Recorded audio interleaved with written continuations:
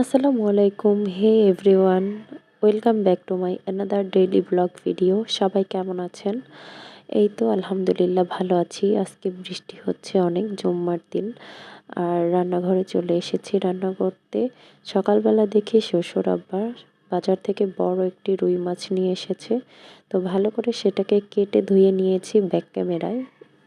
ওই পর্যন্ত থেকে ভিডিওটা অন করে দিলে ভিডিওটা অনেক বেশি লং হয়ে যেত এবং এলোমেলো হয়ে যেত। সব কিছু হয়তো সুন্দরভাবে দেখাতেই পারতাম না। এজন্য ভাবলাম মাছগুলো ভাজতেছি, এই মুহূর্ত থেকে ক্যামেরাটা অন করে নিই।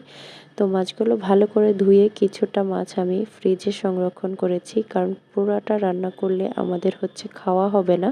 তো যতটুকু প্রয়োজন ততটুকুই নিয়ে নিয়েছি। নিয়ে মাছগুলো ভালো করে ভেজে এখন এই মাছগুলো রান্না করছি কচুরমুখী এবং কারকোল দিয়ে। এই কচুরমুখী এবং কারকোল দিয়ে এই মাছটাকে এভাবে ভেজে রান্না করলে এত বেশি টেস্টি হয়, আগে জানতাম না। কারণ এভাবে আমার কখনো খাওয়াই হয়নি। তবে রুই মাছ খাওয়া হয়েছে কচুরমুখী দিয়ে আগে পরে, কিন্তু কারকোল তারপর ঢ্যাঁড়স এগুলো দিয়ে কখনো খাইনি। তো আজকে খেলাম মনে হচ্ছে। তো এখন পেঁয়াজটাকে প্রথমে ভালো করে কষিয়ে নিচ্ছি।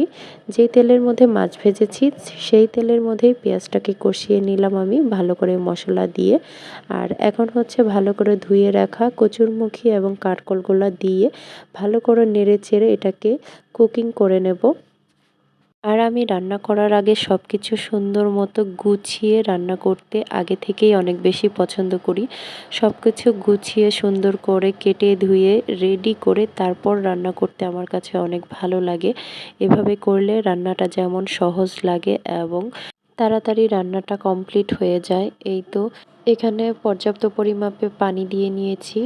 তারপর বলক আসার পর মাছগুলো দিয়ে দিলাম। মাছগুলো দেওয়ার পর এখানে আমি ঢ্যাঁড়স রেখেছি কিছুটা কেটে, সেই ঢ্যাঁড়সগুলোও দিয়ে দিব। ঢ্যাঁড়সগুলো প্রথমে দিলে এগুলো একদম গলে নরম হয়ে যাবে এবং খেতে ভালো লাগবে না, তরকারি পুরাই স্বাদ নষ্ট হয়ে যায়।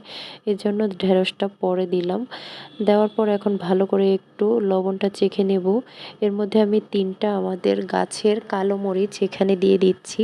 আমাদের গাছের মরিচগুলা যেহেতু অনেক বেশি ঝাল, এজন্য 3টা কাঁচা মরিচই এখানে আমি কেটে দিলাম, এর বেশি দেব না। আলহামদুলিল্লাহ আমার ছেলেটা এখন আমাদের মতোই ঝাল খাওয়া শিখে গিয়েছে।